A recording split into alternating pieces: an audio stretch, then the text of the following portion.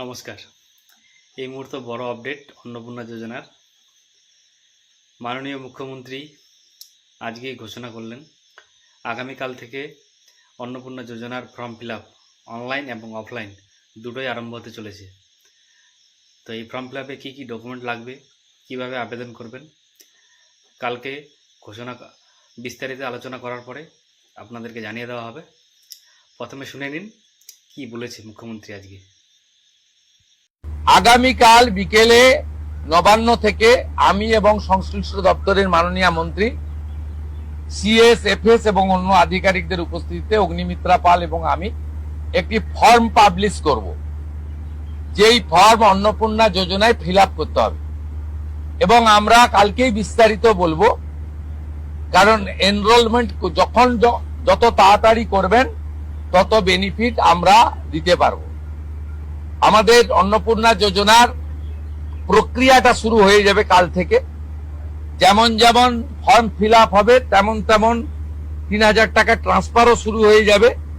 আর যতক্ষণ না ৩,০০০ টাকা ট্রান্সফার হচ্ছে, স্বাস্থ্যসাথী যেমন কন্টিনিউ রাখা হয়েছে আয়ুষ্মান ভারত কনভার্ট না হওয়া পর্যন্ত, এখানে আপনার লক্ষ্মী ভান্ডারকেও কন্টিনিউ করা হবে।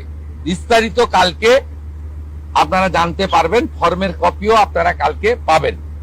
অফলাইন অনলাইন অবশ্যই থাকবে, শুধু পাবলিকের উপরে ছেড়ে দেওয়া হবে না।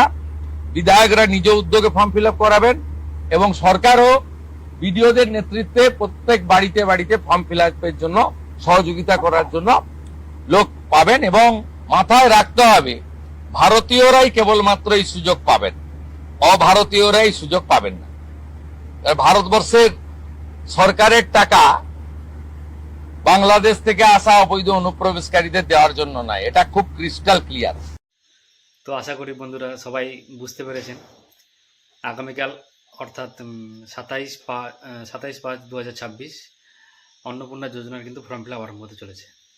কী কী ডকুমেন্ট লাগবে, কীভাবে আবেদন করতে হবে, সব কিছু বিস্তারিত কালকে আলোচনা হবে। কালকে একটা সেপারেট ভিডিও বানিয়ে দেব।